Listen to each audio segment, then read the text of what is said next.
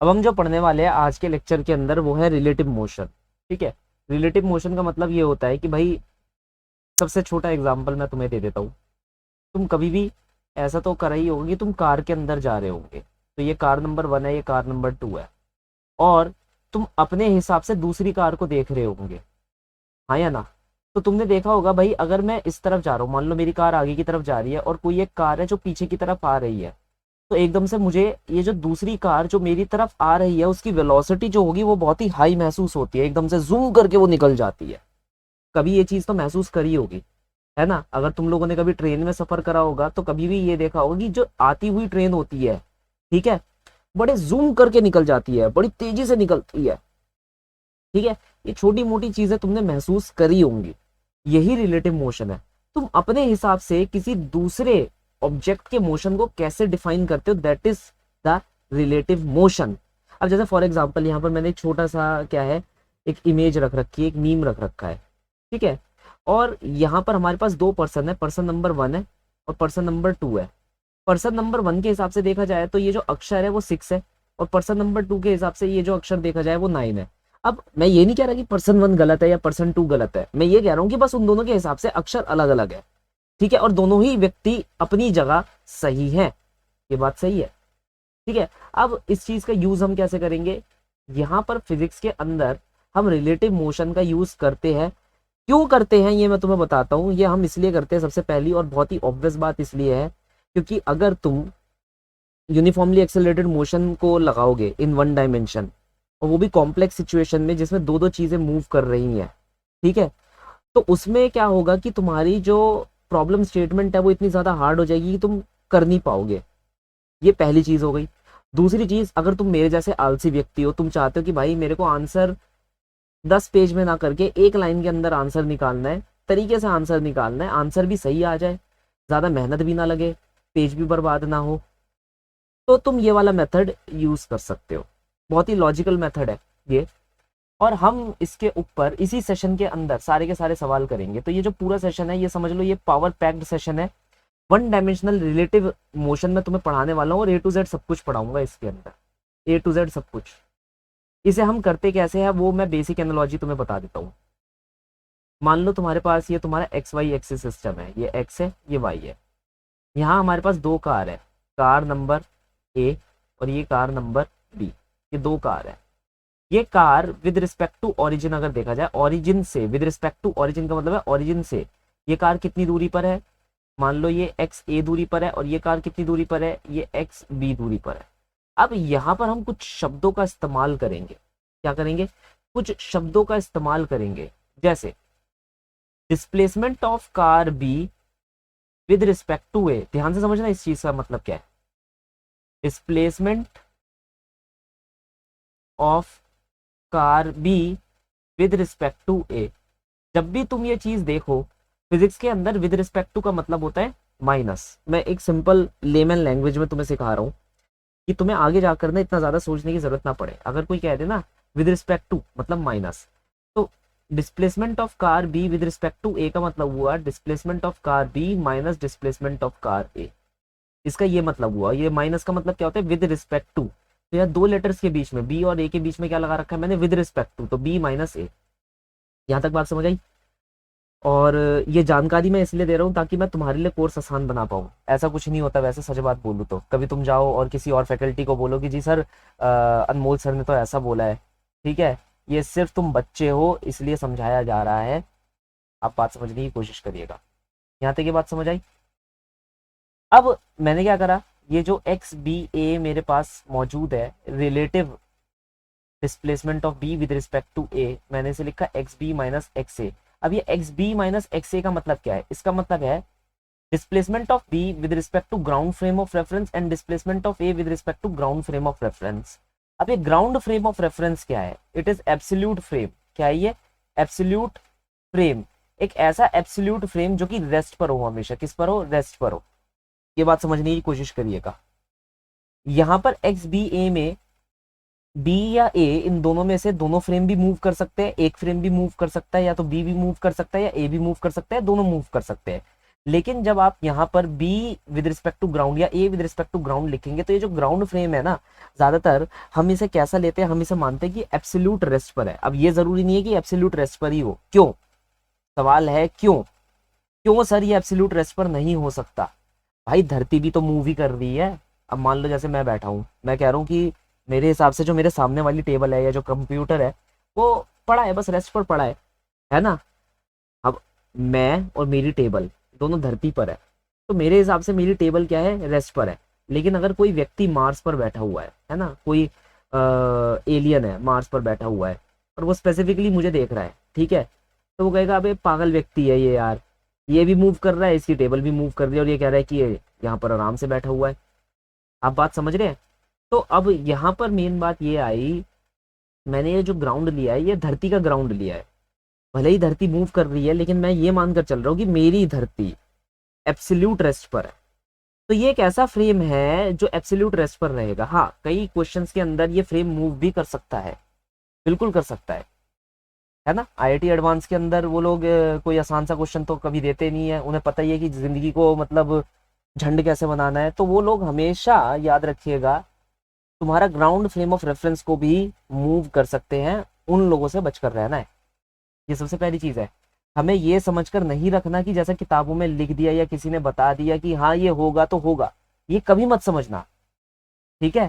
क्योंकि आईआईटी का यही ट्रैक रिकॉर्ड रहा है कि तुम लोगों ने एक चीज को रट लिया, समझ लिया क्या और अपने दिमाग में बसा लिया कि ये चीज तो ऐसी ही होती है। वो चीज पकड़कर उसको तोड़कर दे देती है और फिर तुम कहते हो यार ये तो मैंने ऐसी पढ़ी थी, अब ये ऐसी निकली, है ना। तो बस यही, हर चीज पे हमें क्वेश्चन पूछना है क्यों। जब तक तुम ये सवाल पूछते रहोगे क्यों और इसका जवाब पाने की कोशिश करते रहोगे, तुम आगे बढ़ते रहोगे मेरे सब्जेक्ट में, मेरे ही नहीं हर एक सब्जेक्ट में, चाहे वो तुम्हारा बायोलॉजी हो, चाहे मैथ्स हो, चाहे केमिस्ट्री हो। क्या ये बात सबके समझ में आई? मैंने इसे कर दिया डिफरेंशिएट। ये लो, मैंने विद रिस्पेक्ट टू टाइम इसे कर दिया डिफरेंशिएट। तो मैं इसे भी डिफरेंशिएट करूंगा और इसे भी डिफरेंशिएट करूंगा। अब कुछ बच्चे कहेंगे सर आपने यहाँ तो एरो लगा दिया, यहाँ एरो नहीं लगा रहे। तो भाई लगा दिया एरो, ठीक है, मुझे पता है ऐसे मतलब कुछ बच्चे होते हैं जो ऐसे सिली डाउट्स भी पूछ लेते हैं। तो भाई मैंने लगा दिया एरो, ठीक है, सूली पर मत चढ़ा देना। अब इसका मतलब क्या बना, d by d t of displacement is velocity, और ये कौन सी वेलोसिटी हो जाएगी, velocity of B with respect to A. ये क्या हो जाएगी, velocity of B with respect to ground, और ये हो जाएगी velocity of A with respect to ground. तो इसका मतलब क्या बना, देखो इसका मतलब बना B with respect to A. अब चाहे वो वेलोसिटी पूछे, डिस्प्लेसमेंट पूछे, हमेशा विद रिस्पेक्ट टू का मतलब क्या होता है, बी माइनस ए। क्या होता है, बी माइनस ए। जब तक तुम्हें ये ध्यान रहेगा तो तुम्हें यहाँ पर ऐसे कुछ करने की जरूरत नहीं पड़ेगी। अब जैसे मान लो कोई किसी ने पूछा acceleration of B with respect to A, तो तुम लिख दोगे acceleration of B with respect to ground मतलब minus acceleration of A with respect to ground. अब ये वन डायमेंशनल मोशन है तो याद रखना है कि ये सिर्फ और सिर्फ एक ही डायमेंशन में होगा, दो डायमेंशन में ये फैला नहीं होगा। यहाँ तक ये बात समझ आई? तो मैं मानता हूं कि अब तुम लोग निपुण हो चुके हो इसके अंदर, रिलेटिव वेलोसिटी मोशन के अंदर। इतनी सी जानकारी पाने के बाद तुम लोग क्या हो चुके हो, निपुण हो चुके हो। अच्छा मैं तुम्हें एक और चीज बताता हूँ, ये ना एक्सपीरियंस से आती है।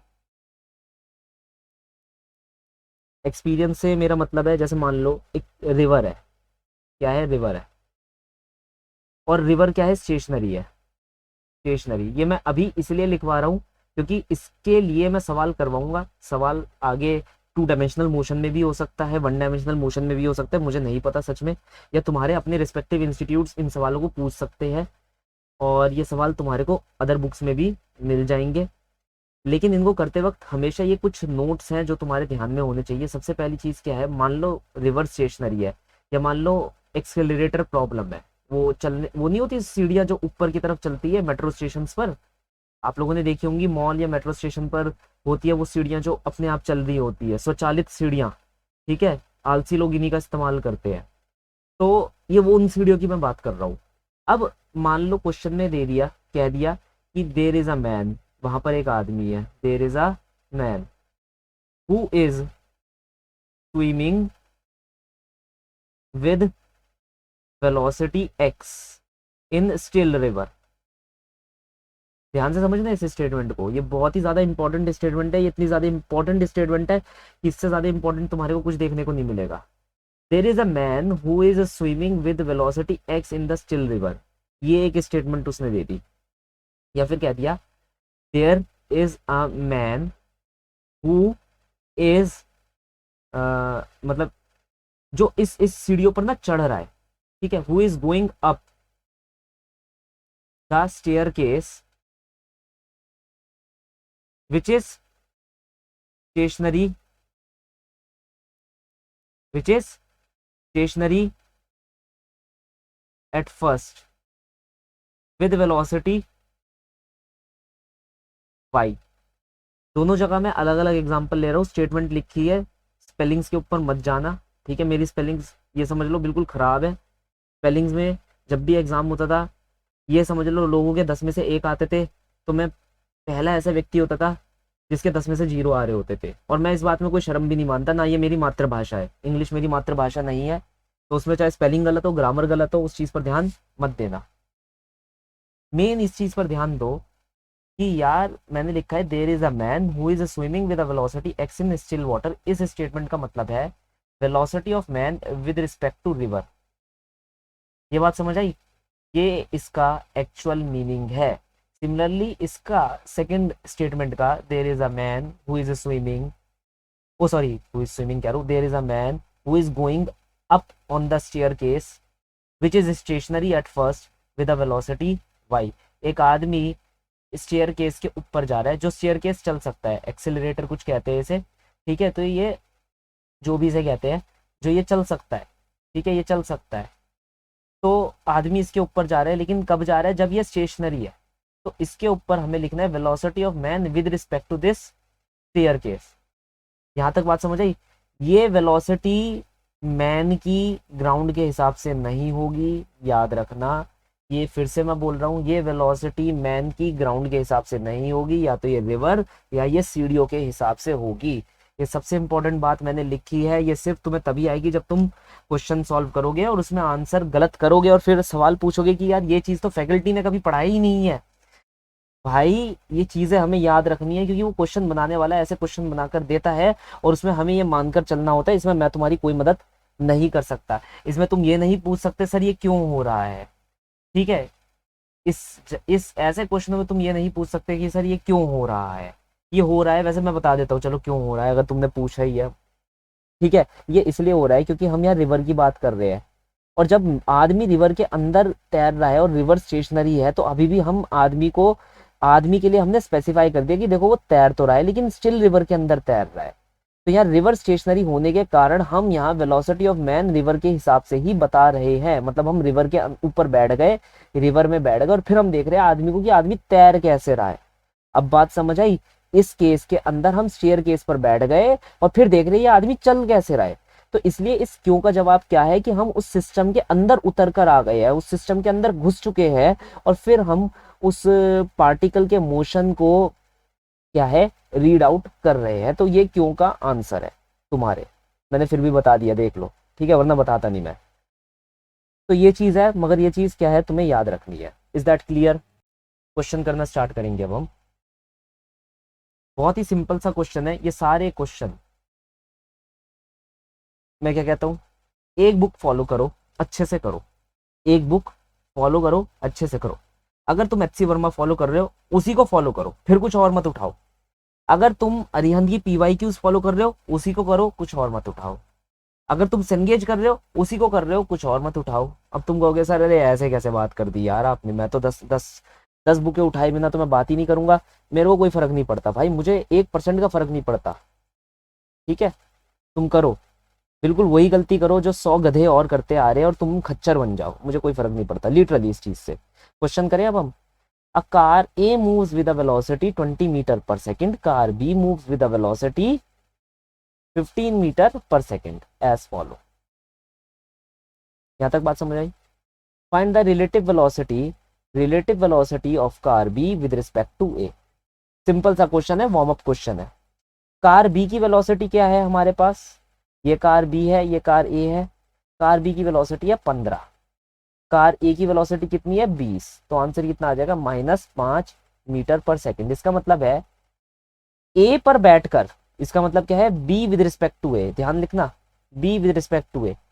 ए पर बैठकर बी को ऑब्जर्व करा जा रहा है, ए पर बैठकर बी को ऑब्जर्व करा जा रहा है, तो ऑब्वियसली यार ए पर अगर मैं बैठ गया मेरी वेलोसिटी क्या है, ज्यादा है, तो मुझे ऐसा लगेगा ये जो कार बी है, मैं तो खुद रेस्ट पर आ जाऊंगा, मेरे हिसाब से मैं रेस्ट पर हो गया, मेरे हिसाब से ये लगेगा ये जो कार बी है ना ये मेरी तरफ आ रही है, किस वेलोसिटी से, 5 मीटर प्रति सेकंड की रफ्तार से। देखो एक चीज है यहाँ पर, यह नेगेटिव का बहुत बड़ा रोल है। नेगेटिव का मतलब क्या है, ये पीछे की तरफ आ रही है, मेरी वेलोसिटी क्या है, पीछे की तरफ आ रही है। आगे की तरफ क्या होता है, प्लस एक्सेस होता है, पीछे की तरफ क्या होता है, माइनस एक्सेस होता है। ये बात समझ आई। साइन कन्वेंशन में फिर बता देता हूँ, ऊपर पॉजिटिव, आगे पॉजिटिव, पीछे नेगेटिव, नीचे नेगेटिव। अच्छा चलो इस क्वेश्चन को ना थोड़ा सा चेंज कर देते हैं तुम लोगों के लिए, वैसे मैं करने नहीं वाला था, मगर फिर भी चलो कर देते हैं कि भाई किसी व्यक्ति को बहुत ही ज्यादा बेसिक सा सवाल आ रहा हो। मान लो मैं ये 15 ऐसे ना देके ऐसे दे दूं, पीछे की तरफ दे दूं, मैंने क्या करा, 15 की वेलोसिटी पीछे मार दी, तो याद रखना according to the sign convention अब ये जो 15 होगा ये क्या हो जाएगा, नेगेटिव हो जाएगा। क्या हो जाएगा, ये नेगेटिव। क्यों नेगेटिव हो जाएगा, भाई इसका जो डायरेक्शन है वो पीछे क्यों पॉइंट कर रहा है, और पीछे को अगर कुछ पॉइंट करता है तो वो क्या होता है, वेक्टर, नेगेटिव वेक्टर कहलाता है। तो इसको आंसर क्या दिखेगा, -25। मतलब मैं ए पर बैठ के मुझे लगेगा यार 25 मीटर प्रति सेकंड की रफ्तार से कोई कार मेरे से ठुकने वाली है, मेरे से टकराने वाली है। क्या ये बात सबको समझ आई।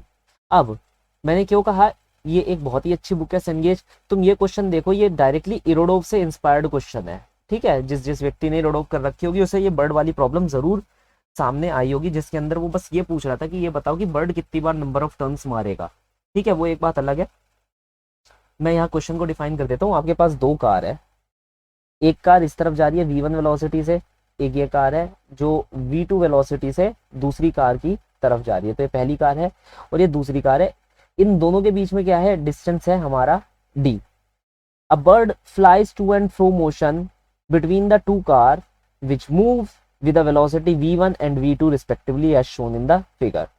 If the speed of the bird is v3 and initial distance of separation between them is d, इन दोनों के बीच में क्या है, सेपरेशन d है, और जो बर्ड की वेलोसिटी है वो क्या है, v3 है। हमसे ये पूछा गया find the total distance travelled by the bird till the car meets, मतलब कार मीट करेंगी, मतलब वो एक जगह आकर ऐसे ऐसे खड़ी हो जाएंगी, उस दौरान बर्ड कितना डिस्टेंस ट्रेवल कर लेगा। क्या पूछा गया है, डिस्टेंस ट्रेवल्ड, डिस्प्लेसमेंट नहीं। क्या पूछा गया है, डिस्टेंस ट्रेवल्ड, बर्ड कितना डिस्टेंस ट्रेवल कर लेगा।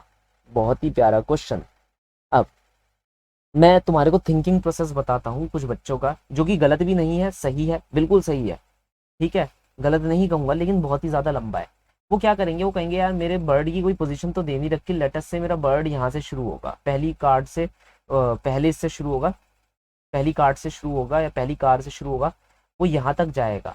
जब वो यहाँ तक जाएगा, सेकंड कार तक जाएगा, जितनी देर में वो जा रहा है उतनी देर में मेरी सेकंड कार भी आगे की तरफ आ जाएगी और मेरी फर्स्ट कार भी आगे की तरफ आ जाएगी। फिर ये यहाँ तक जाएगा, फिर ये रिबाउंड करेगा, जितनी देर में ये रिबाउंड करेगा ये भी आगे आ जाएगा और ये भी आगे आ जाएगा। अगर हम ऐसा करते रहे तो तुम खुद सोचो, अगर हम ऐसा करते रहे तो तुम खुद सोचो कि क्या हमारा आंसर निकल पाएगा। मतलब हम तो इसी चीज में फंस जाएंगे कि जब बर्ड इधर से उधर जा रहा है तो कितना रिटर्डेंटली हमारे सिस्टम्स आगे मूव कर चुके हैं। बात समझ आई। अब हमें क्या निकालना है, distance travelled by the bird. ध्यान से समझना, distance travelled by the bird. Bird कब तक टू एंड फ्रो मोशन में रहेगा। टू एंड फ्रो मोशन का मतलब है आगे पीछे, आगे पीछे, आगे भी जाएगा पीछे भी आएगा, आगे भी जाएगा पीछे भी आएगा। आगे पीछे के मोशन को हम कहते हैं टू एंड फ्रो मोशन, ठीक है। तो distance travelled by the bird, मैं ये कहूंगा कि उसकी स्पीड कितनी है, v3 इंटू टाइम t। ये जो टाइम है ये क्या है, time of meeting of the two cars, कारों के मीट करने का टाइम, कितने समय बाद कार आपस में क्या हो जाएंगी, मीट कर जाएंगी। अच्छा मुझे पता है काफी बच्चों के दिमाग में ये आ रहा होगा ये v3t कैसे आ गया। यार एक बात बताओ, v का मतलब क्या होता है, d अपॉन में t। स्पीड का मतलब क्या होता है, डिस्टेंस पर यूनिट टाइम। तुम्हें डिस्टेंस निकालना है तो that will be time into speed. Simple सी बात है, इसमें कोई टेंशन वाली बात नहीं। अब यहाँ पर हमने ये लॉजिक लगा दिया, लॉजिक हमारा क्लियर है। लॉजिक लगने के बाद हम यहाँ पर क्या करेंगे, हम ये कहेंगे कि भाई टाइम क्या है, क्योंकि v3 तो हमें गिवन है, ये चीज हमारे को गिवन है, लेकिन टाइम हमारे को गिवन नहीं है, वो हम कैसे निकालें। ये जो कार नंबर 1 है और ये जो कार नंबर 2 है, ये v1 वेलोसिटी से आ रहे हैं, v2 वेलोसिटी से आ रहे हैं, ये डिस्टेंस d है। देखो मैं यहाँ पर कह रहा हूँ तुम कार नंबर 1 के अंदर बैठ जाओ, तुम आराम से प्यार से बैठ जाओ, तुम्हें कोई फर्क नहीं पड़ने वाला। बैठ जाओ और सिर्फ ये देखो कि कार नंबर 2 तुम्हारी तरफ कैसे प्रोसीड कर रही है, तुम्हारी तरफ कैसे आ रही है। भाई देखो, मैं बाहर से देखूंगा तो ये दोनों मूव करेंगे, ये भी मूव करेगा, ये भी मूव करेगा, कहीं ना कहीं ये जाकर मिल जाएंगे। मैं टाइम को नोट कर लूंगा अपनी स्टॉप वॉच के अंदर। ये बात समझ आई? लेकिन क्या मेरे पास ये प्रिविलेज है कि मैं बाहर बैठकर नोट डाउन कर सकूं? तो आंसर है नहीं, क्योंकि क्वेश्चन में कहीं ऐसा लिखा ही नहीं है। ठीक है। दूसरी चीज, टाइम इनवेरिएंट होता है। कहने का मतलब है मैं चाहे अपनी स्टॉप वॉच में उसे कैलकुलेट करूं, किसी के ऊपर बैठकर उसे कैलकुलेट करूं, तो वो सेम रहने वाला है। तो मैंने यहाँ पर क्या करा, मैं 1 पर बैठ गया, तो मैंने कहा velocity of 2 with respect to 1 हो जाएगी। वेलोसिटी ऑफ 2 पीछे की तरफ जा रही है तो माइनस v2 आई कैप, और velocity of 1 with respect to 1 का मतलब है जो 1 की वेलोसिटी है उससे पहले क्या आ जाएगा, नेगेटिव आ जाएगा। भाई विद रिस्पेक्ट टू का मतलब तो सिखाया था ना, इसको सीधा हम लिख सकते हैं v2 माइनस v1। तो v2 की जो वैल्यू है वो इस तरफ है, तरफ क्या है v2। ठीक है, क्या है v2, किस डायरेक्शन के अंदर है, हमारा माइनस आई कैप डायरेक्शन के अंदर, इसलिए यहाँ पर माइनस लगना जरूरी है। और जो हमारा v1 है वो आगे की तरफ है प्लस एक्स डायरेक्शन के अंदर, तो इसलिए प्लस आई कैप यहाँ पर मैं लिख दूंगा। और ये तो आपका माइनस का मतलब क्या है, ये विद रिस्पेक्ट टू की वजह से आ रहा है। ठीक है। अब अगर आप ध्यान से देखें तो आप देख रहे हैं मैं 1 पे बैठ के मैं 2 को देख रहा हूँ कि यार ये मेरी तरफ इस वेलोसिटी से आ रहा है। अगर मैं इसकी ये देखूँ यहाँ पर से, एक सेकंड एक सेकंड एक सेकंड, मैंने यहाँ ना ये जे लिखना था और मेरा जे ना आई जैसा दिख रहा है, तो स्पेलिंग मिस्टेक हो जाएगी और ये ऐसे लिया नहीं जाता। एक मिनट, जे नहीं आई ही लिखना था, सॉरी सॉरी सॉरी।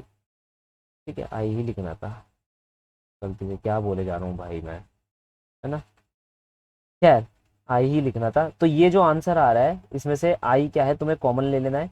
आई क्या, आप कॉमन ले लो, -1 कॉमन ले लो, कितना आ जाएगा आपके पास, it would be v2 plus v1। क्या ये बात सच है? हाँ।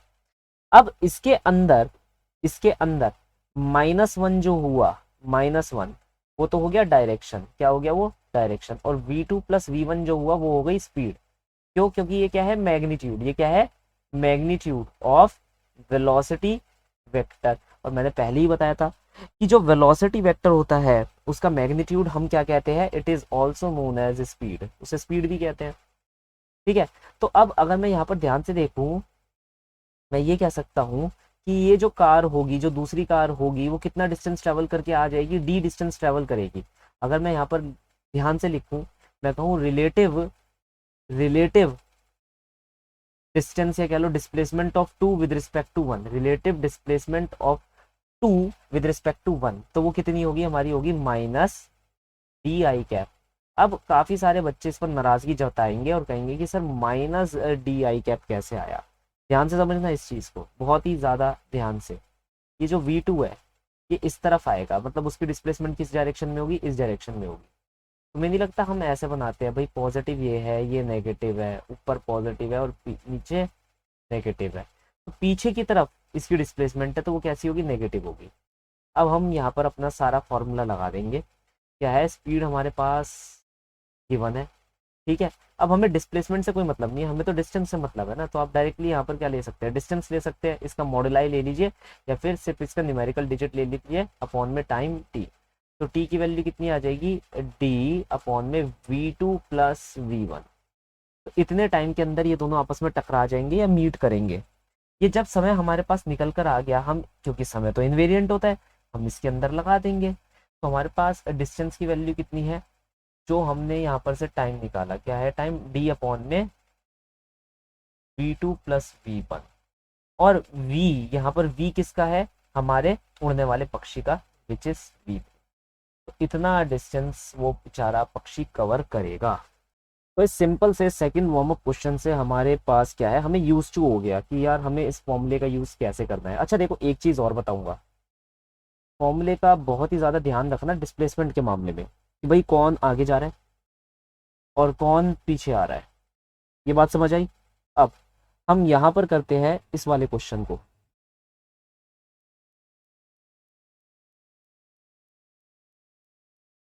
टू, हाँ, on a two lane road, on a two lane road, car is travelling with a speed of 36, car A is travelling with a speed of 36 kilometre per hour. Two cars B and C, एक car है B and एक car है C, approaches at an speed of 54 kilometre per hour. ये भी किस speed से जा रही है, 54 kilometre per hour. At an certain instant when the distance in between AB and AC are equal and it is 1 kilometer, that is 1000 meter, B decided to overtake A before the C does। तो B A को overtake करेगा। Overtake करने का मतलब तो तुम लोग जानते हो ना, है ना, स्कूटर पर निकलते, अपनी स्कूटी पर निकलते तो एकदम से तुम देखते तो हो नहीं कि सामने क्या है, एकदम से उसे भगाते हुए अपनी स्कूटी को ऐसे ले जाते, उसके आगे ले जाते, तो इसी को कहते हैं हम overtaking. What minimum acceleration of car B is required to avoid any accident। तो कह रहे हैं B का एक्सेलरेशन क्या हो सच दैट एक्सीडेंट ना हो सके।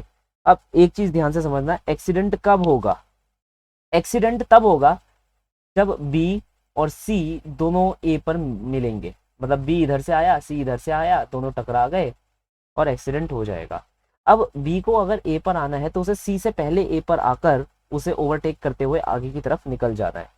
अब अगर ऐसा काम करना है तो हम सबसे पहले ये निकालेंगे कि भाई हमारा जो सी है वो ए के पास कितनी देर में आ गया, ये सबसे ज्यादा इंपॉर्टेंट चीज है। लेकिन उससे भी ज्यादा इंपॉर्टेंट चीज क्या है कि यहाँ पर जैसे वेलोसिटी ऑफ ए कितनी दे रखी है, 36 किलोमीटर पर आवर, इसे कन्वर्ट कर लो मीटर पर सेकंड में, तो कितना हो जाएगा 5/18 से इसे मल्टीप्लाई कर देना। 36 दूनी वो सॉरी 18 दूनी क्या होता है 36, तो ये किस में कन्वर्ट हो गया अब मीटर पर सेकंड में। ऐसे ही बी को हम निकालेंगे, बी क्या है 54 किलोमीटर पर आवर। अब बी को कह लो या सी को कह लो, दोनों 54 है, तो 54 को मल्टीप्लाई कर देना आप 5/18 से, तो 18 तिया 54, आंसर कितना आ जाएगा 15 किलोमीटर पर सेकंड। ये चीज क्लियर है जी सर। वी सी और वी वी की वैल्यू निकल गई, वी ए की वैल्यू निकल गई मीटर पर सेकंड में, तुम्हें किलोमीटर पर आवर में निकालना है, मुझे कोई उस चीज से इशू नहीं है, लेकिन मैं मीटर पर सेकंड वाला व्यक्ति हूँ, उसी में यूज टू हूँ, तो मैं उसी में आंसर निकालूंगा। अब मैं ए पर बैठ जाता हूँ और ये देखता हूँ सी के बारे में, मैं ए पर बैठ जाता हूँ और सी के मोशन को देखता हूँ, तो velocity of C with respect to A, C किस तरफ आ रहा है पीछे की तरफ आ रहा है, स्पीड कितनी है उसकी 15, यहाँ तक बात समझ आई, तो लिखूंगा क्या मैं -15। ए क्या है आगे की तरफ जा रहा है, किस वेलोसिटी से जा रहा है 10, देखो -15 इसलिए लिखिए पीछे की तरफ आ रहा है, और पीछे की तरफ according to the sign convention क्या होता है नेगेटिव, और आगे की तरफ according to the sign convention होता है पॉजिटिव, इसलिए 15 नेगेटिव आई है और 10 आगे की तरफ है तो पॉजिटिव आया है ना, और विद रिस्पेक्ट टू बीच में क्या होता है नेगेटिव, तो आंसर कितना का -25। क्या ये बात क्लियर है? अब यहाँ ध्यान से देखना, displacement of C with respect to A, displacement of C with respect to A के रिस्पेक्ट में सी की डिस्प्लेसमेंट क्या होगी, यहाँ पर कितना है इन दोनों के बीच में डिफरेंस 1000, तो कितना आएगा -1000। तुम ऐसे लिख सकते हो कि सी की जो डिस्प्लेसमेंट है वो कितनी होगी सर -1000 होगी, और ए की डिस्प्लेसमेंट कितनी होगी सर 0 होगी, क्योंकि तुम ए पर बैठे हो तो तुम्हारा ओरिजिन क्या है ए है। अब तुम कहोगे सर सी तो ओरिजिन से आगे की तरफ है ना, सी तो ओरिजिन से आगे की तरफ है, 1000 मीटर आगे की तरफ है, तो सर आपने -1000 क्यों लिख दिया? -1000 मैंने इसलिए लिखा क्योंकि इसकी डिस्प्लेसमेंट पीछे की तरफ है, ये पीछे की तरफ मूव कर रहा है ना, और पीछे की तरफ क्या होता है वेक्टर नेगेटिव, तो हम वेलोसिटी सी ए को क्या लिखेंगे displacement per unit time, displacement हमारे पास कितनी है -1000 और वेलोसिटी कितनी है 25, टाइम निकल कर आ जाएगा, कितना निकल कर आ जाएगा 40। देखो मैं क्या है ये तुम्हें इतना ज़्यादा क्यों बता रहा हूँ, मैं इसलिए बता रहा हूँ क्योंकि कुछ बच्चे होते हैं वो आंसर निकाल भी देते हैं, आंसर आ भी जाएगा, लेकिन कुछ बच्चों का आंसर टाइम का नेगेटिव में आएगा, है ना, क्योंकि वो नज़रअंदाज कर देंगे, या तो 1000 को नज़रअंदाज कर देंगे कि भाई 1000 नेगेटिव था, या VCA को नज़रअंदाज कर देंगे कि ये चीज़ नेगेटिव थी, है ना। नज़रअंदाज नहीं करना, हमें बहुत ही ज़्यादा बेसिक से इन चीज़ों को समझना है।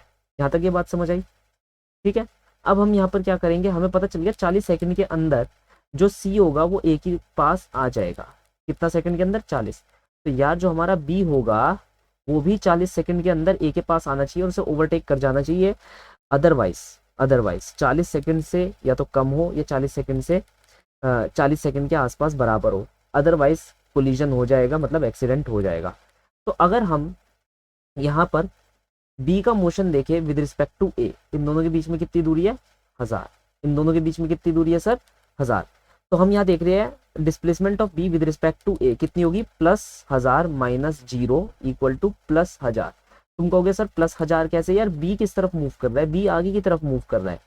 तुम्हारा ओरिजिन कहाँ पर है, तुम्हारा ओरिजिन ए पर है, तो तुम्हारा ओरिजिन ये है 0 0, और बी कहाँ मूव कर रहा है, आगे की तरफ मूव कर रहा है, इसलिए +1000।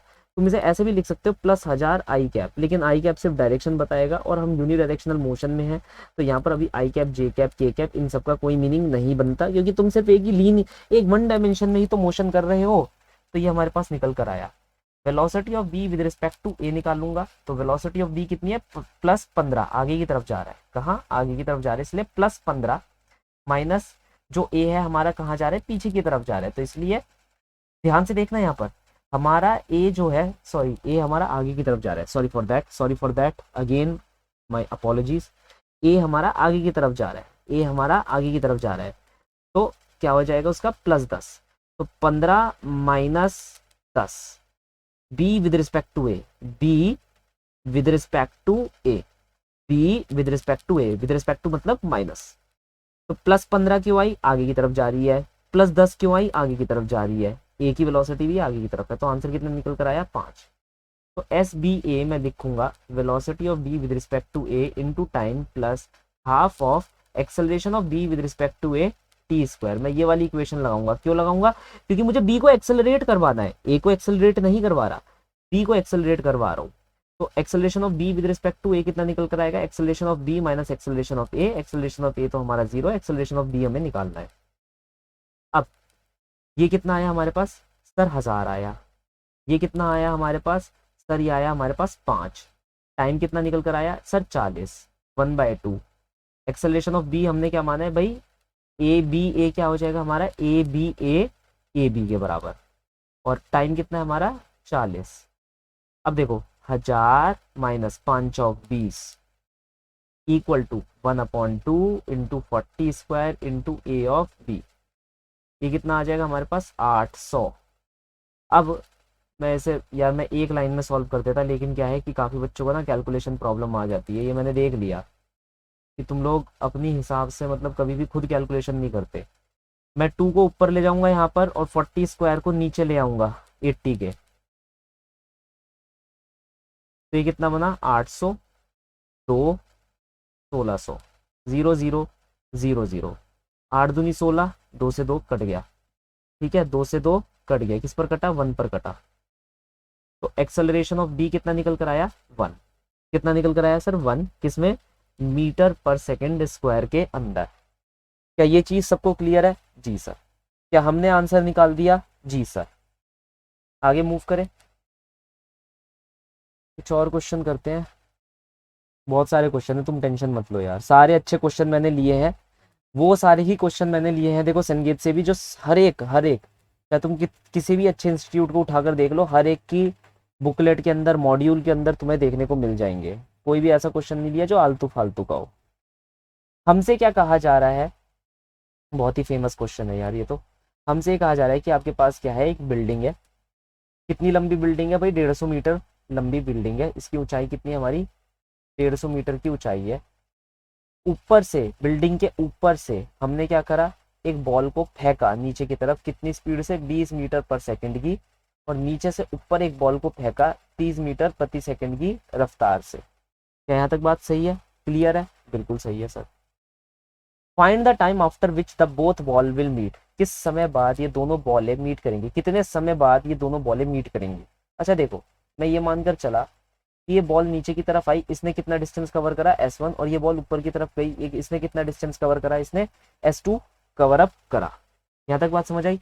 करने के इसके 2 तरीके हैं, मैं बता देता दोनों तरीके, लेकिन सिर्फ एक ही तरीका बताऊंगा, कौन सा, रिलेटिव का तरीका, ठीक है। दूसरा तरीका हम किसी और दिन डिस्कस करेंगे, जब तुम क्लासरूम में आओगे बोल देना मुझे कि सर दूसरा तरीका भी था इसका, आपने डिस्कस नहीं करा वीडियो के अंदर, वो मैं डिस्कस कर दूंगा क्लास के अंदर। लेकिन यहाँ पर क्या है, सिर्फ एक तरीका, रिलेटिव मोशन के कंसेप्ट से तुम्हें आंसर निकालना सिखाऊंगा।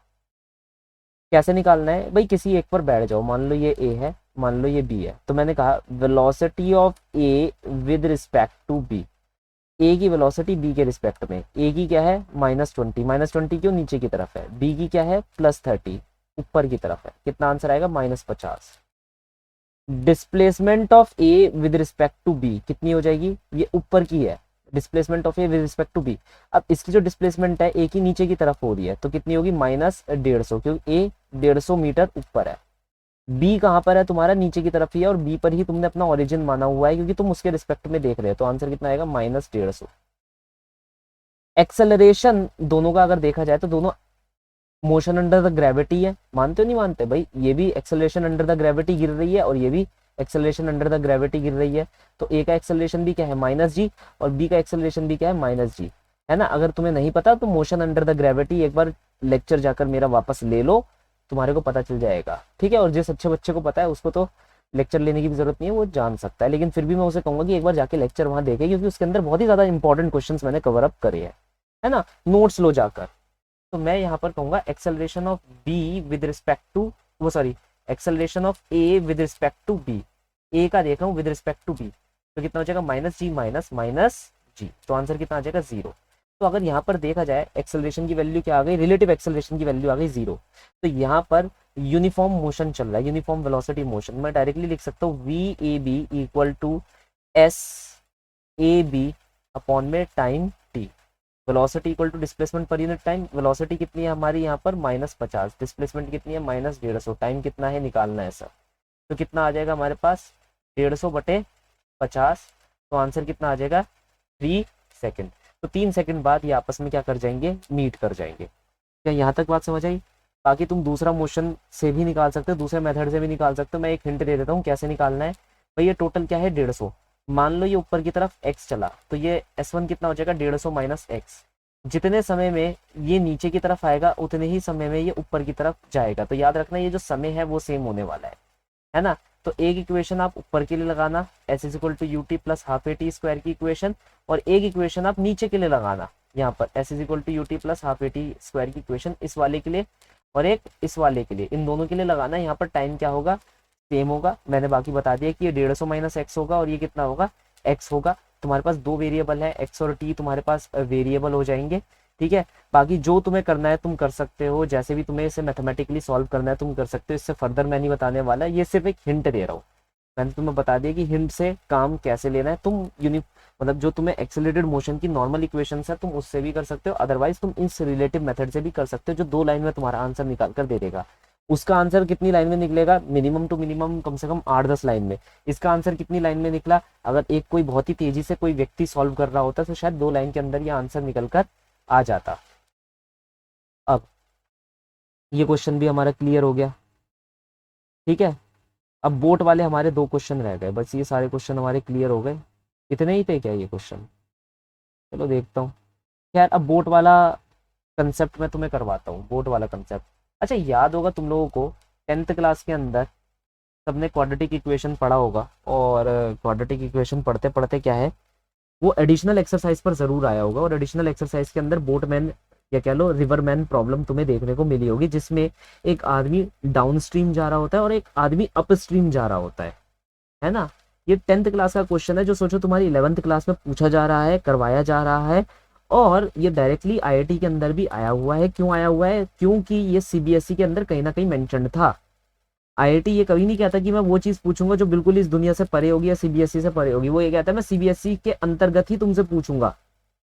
तुम्हारे को पता होना चाहिए कि तुम्हारी एनसीईआरटी के अंदर क्या ये शब्द लिखा है, अगर वो शब्द एनसीईआरटी के अंदर लिखा है तो वो शब्द सिलेबस के अंदर एग्जिस्ट कर रहा है, और मैं वहां से सवाल पूछ सकता हूँ। कुछ भी बाहर से नहीं पूछूंगा, लेकिन एक ऐसी जगह से पूछूंगा जहाँ कोई ध्यान नहीं देगा। सबसे पहली बात है, हम यहाँ पर 2 चीजों का मतलब समझ लेते हैं, एक होता है अपस्ट्रीम, एक होता है डाउनस्ट्रीम। इस चीज का मतलब इसलिए समझा रहा हूँ क्योंकि मुझे पता है कि सब विलियम शेक्सपियर की औलाद है, लेकिन जब ये सवाल आता है तब भूल जाते हैं कि अपस्ट्रीम और डाउनस्ट्रीम का मतलब क्या होता है। अगर तुम रिवर के डायरेक्शन में जाओगे तो उसे हम बोलते हैं डाउन स्ट्रीम, क्या बोलते हैं, डाउन स्ट्रीम। अगर तुम रिवर के अगेंस्ट जाओगे तो उसे बोलते हैं हम अप स्ट्रीम। ये बात समझ आई, ये ध्यान रखना। तो रिवर मैन प्रॉब्लम में क्या होता है हमारे पास, मैंने पहले ही बता रखा है कि अगर रिवर स्टेशनरी है, क्या है, रिवर स्टेशनरी है, स्टेशनरी का मतलब है रिवर चल नहीं रही है, रुका हुआ पानी है, और उसके अंदर आदमी चल रहा है, मान लो v वेलोसिटी से आदमी चल रहा है, तो वो वेलोसिटी होगी velocity of man with respect to river. ये ध्यान रखना, वो आदमी की एब्सोल्यूट वेलोसिटी नहीं होगी, वो किसकी वेलोसिटी होगी? Velocity of man with respect to river. Absolute velocity हमेशा हम एक ऐसे फ्रेम ऑफ रेफरेंस से लेते हैं जो कि एब्सोल्यूट रेस्ट पर होता है। यहाँ तक बात समझ आई? तो ये चीज हमें क्या है, ध्यान में रखनी है। अब हमसे कहा गया, ध्यान से देखना, हमारी जो रिवर है उसकी वेलोसिटी आगे की तरफ है u, this is the absolute velocity, absolute velocity of river. मतलब हम बाहर हैं, बैठे हुए हैं, हम बैंक ऑफ द रिवर पर बैठे हुए हैं। वो बैंक ऑफ द रिवर का मतलब होता है कि ये जो मट्टी मट्टी वाला इलाका होता है ना, मतलब नदी किनारे, नदी किनारे बैंक ऑफ द रिवर कहते हैं। तो नदी किनारे तुम बैठे हो, पानी को बहते हुए देख रहे हो, ठीक है, और तुमने कह दिया कि भाई ये पानी v वेलोसिटी से बह रहा है ना, और उसके अंदर एक बहुत ही महाप्रतापी स्विमर है जो कि तैर रहा है। महाप्रतापी स्विमर क्या कर रहा है? तैर रहा है। किस वेलोसिटी से तैर रहा है? v। तो हमने कहा this is the velocity of man with respect to river. कितनी है? v। किस डायरेक्शन में? आगे के डायरेक्शन में, तो पॉजिटिव। तो मैं इसे लिख सकता हूँ v of man minus v of river, where v m is absolute velocity of man and v r is absolute velocity of river. तो ये मैं लिख सकता हूँ v plus v of river, और ये मैं लिख सकता हूँ v plus plus u. Plus u क्यों? आगे की तरफ है, और ये क्या है? रिवर की एब्सोल्यूट वेलोसिटी जो मैंने क्या दे रखी है? u दे रखी है। तो ये हो जाएगा v प्लस यू। तो यहाँ पर जो एब्सोल्यूट वेलोसिटी ऑफ मैन आया वो क्या आई? v plus you. क्या ये बात क्लियर है? ध्यान रखना इस चीज का, बहुत ज्यादा इंपॉर्टेंट है। अभी कुछ सवाल तुमसे पूछूंगा, बेसिक से ही सवाल होंगे, उसके ऊपर हम चर्चा करेंगे। अब क्या है, रिवर आगे की तरफ ही जा रही है और एक आदमी है, ठीक है, वो इस बहाव से लोहा लेते हुए पीछे की तरफ आ रहा है। तो अगेन ये जो v होगी ये क्या होगी? Velocity of man with respect to river which is minus v। तो मैं इसे लिखूंगा velocity of man minus velocity of river equal to minus v। Velocity of man equal to minus velocity plus we r. Minus v plus we are की value कितनी है? You. You क्यों? आगे की तरफ है इसलिए पॉजिटिव, ये वेक्टर पीछे की तरफ है इसलिए नेगेटिव। तो ये आ जाएगी एब्सोल्यूट वेलोसिटी ऑफ मैन। क्या ये बात क्लियर है? तो यहाँ पर आंसर कितना आ रहा है हमारा? u minus v. सबको ये चीज क्लियर है? कितना आंसर आ रहा है? u minus v. किसी किसी केस में ये तुम्हें कुछ ऐसा देखने को भी मिलेगा। मैं ज्यादातर केसेस, सारे केसेस लेकर चल रहा हूँ ताकि तुम लोगों को कल प्रॉब्लम ना हो, है ना। मान लो रिवर पीछे की तरफ है तो ये u है, महाप्रतापी बंदा हमारा आगे की तरफ तैर रहा है, तो इसे हम फिर से लिखेंगे velocity of man with respect to river plus v. आगे की तरफ जा रहे हैं इसलिए प्लस है, रिवर पीछे की तरफ जा रही है तो कैसी होगी? माइनस। तो इसे मैं ऐसे लिख सकता हूँ, पहले ना फॉर्मूला लिखकर तय कर लिया करो कि ऐसे फॉर्मूला लिखना है, उसके बाद साइन लगा दो। जैसे अब तुम रिवर की वैल्यू लगाओगे तो कितना होगा? माइनस यू, तो ये आएगा v माइनस यू। यहाँ तक बात सही है? ठीक है। अब ये शब्दावली में कैसे लिखा जाएगा? शब्दावली मतलब वो लोग लिखकर कैसे देंगे? जैसे पहले केस में वो लिखकर देंगे man travelling down stream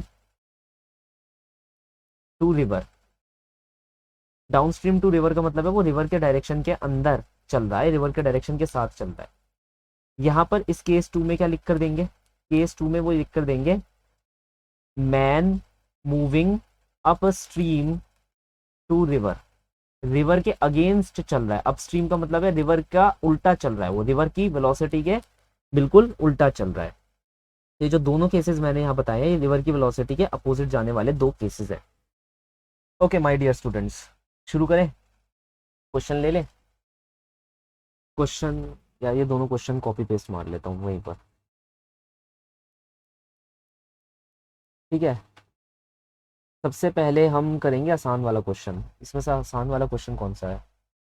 let us consider a boat which move with a velocity. नहीं नहीं नहीं नहीं, ये आसान वाला क्वेश्चन नहीं है। अगेन ये इरोडोव का इंस्पायर्ड क्वेश्चन है, इरोडोव से इंस्पायर करा गया ये क्वेश्चन है। उतना ज्यादा भयंकर नहीं है, लेकिन क्या करा उन्होंने, देखा कि भाई काफी बच्चे इरोडोव का क्वेश्चन नहीं कर पा रहे, तो सेंगेज ने उस क्वेश्चन को काफी आसान बनाकर तुम लोगों के लिए एक सुनहरी थाली में पलट कर तुम्हारे को दे दिया। लेकिन ये मेंस पॉइंट ऑफ व्यू से एक बहुत ही अच्छा क्वेश्चन है। हम करेंगे बिल्कुल बच्चों वाला क्वेश्चन, ठीक है। A swimmer is capable of swimming with a velocity v relative to water in a flowing river with a velocity u। तो एक रिवर है तुम्हारी, मान लो इस डायरेक्शन में, और स्विमर इसके अंदर v वेलोसिटी से तैर रहा है। The man swim a distance D down stream, वो डाउन स्ट्रीम तैरता है, ठीक है, कितना डिस्टेंस डी, और फिर रिटर्न बैक करता है टू द ओरिजिनल पोजीशन। मतलब वो यहाँ से शुरू हुआ ए, डाउन स्ट्रीम तैरा तो नीचे की तरफ गया, मान लो बी पॉइंट तक आया नीचे की तरफ, फिर बी पॉइंट से वो रिबाउंड करके पीछे की तरफ गया वापस ए पॉइंट की तरफ, तो ए से बी आया, फिर बी से ए गया। तो ए से बी आया तो हमने कहा कि वो डाउन स्ट्रीम ट्रेवल कर रहा है, क्या कर रहा है, डाउन स्ट्रीम ट्रेवल कर रहा है, और बी से ए जा रहा है तो हम क्या कहेंगे, वो अप स्ट्रीम ट्रेवल कर रहा है, क्या कर रहा है, अप स्ट्रीम ट्रेवल कर रहा है। हमसे पूछा गया इस कार्य को करने में उतना उसने कितना समय लगाया, ए से बी और बी से वापस ए आने में उसने कितना समय लगाया। हम पहले कहेंगे ए से बी आने में जो उसका मोशन था, उस मोशन के अंदर वेलोसिटी ऑफ मैन कितनी थी, वेलोसिटी ऑफ मैन थी हमारी v प्लस यू, क्या थी, v प्लस यू। अब ध्यान से देखना एक चीज, यहाँ पर man a swimmer man is capable of swimming with velocity v relative to water. यहाँ पर इस शब्द पर ध्यान देना, velocity v relative to water, ये जो v दे रखी है that is the velocity of man relative to water, या कह लो रिलेटिव टू रिवर। अब बात समझ आई क्यों मैं ये वी एम आर बार बार लिख रहा था, क्योंकि यहाँ तो तुम्हें डायरेक्ट गिवन है, ठीक है, सेंगेज ने तुम्हें डायरेक्ट गिवन कर रखा है, वहां पर नहीं गिवन होगा, ये बात समझ आई। तो यहीं पर से मैंने लिखा V M minus we are equal to V, और V M equal to we plus we R, और वी आर की वैल्यू कितनी दे रखी है, यू दे रखी है, तो वी प्लस यू। याद रखना ये प्लस में इसलिए आया है क्योंकि ये भी आगे की तरफ मूव कर रहा है, ए से बी की तरफ मूव कर रहा है। यहाँ तक बात समझ आई, बहुत ध्यान से यार देखो, मैं सच बात बोल रहा हूँ, फैकल्टी होते हुए मैंने कई सारे बच्चों को देखा है इसमें सिली मिस्टेक करते हुए, तभी मैं ये सारे क्वेश्चन तुम्हें रिपीट करवा रहा हूँ। ये वो क्वेश्चन नहीं है जो बहुत ही ज्यादा हार्ड है, ये वो क्वेश्चन है जो कि बहुत ही ज्यादा इजी थे, लेकिन बच्चों ने इसमें करी है सिली मिस्टेक। बात समझ रहे हो, तुम लोगों को लगता है फिजिक्स हार्ड है, नहीं, फिजिक्स हार्ड नहीं है, फिजिक्स इजी ही है, लेकिन तुम बस उसके अंदर सिली मिस्टेक कर देते हो ना, तो हार्ड बना देते हो, ठीक है, ये बात समझ आई।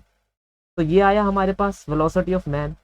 अब वो कितना चला, वो यहाँ से लेकर के यहाँ तक डी डिस्टेंस चला, तो distance d upon time T velocity of man. तो अगर मैं यहाँ पर कहूँ distance upon velocity of man equal to time t, तो उसने ए से बी जाने में इतना टाइम लिया, कितना टाइम लिया, डी अपॉन में v प्लस यू, इतना टाइम लिया सर ए से बी जाने में। अब हमारे पास क्या होगा, अब हमें जाना होगा बी से ए वापस, बी से ए वापस।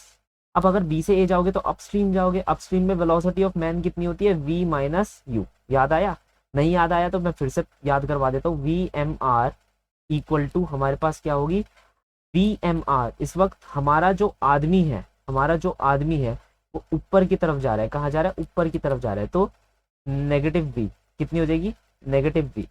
तो वी एम इक्वल टू, या कह लो ऐसे, v M minus we are equal to minus v, v M equal to minus v plus we r, इसे हम लिख सकते हैं माइनस वी प्लस यू। अब तुम कहोगे सर आपने तो बताया था v माइनस यू होगी, यहाँ पर आपके पास माइनस वी प्लस यू का आंसर निकल कर आ रहा है।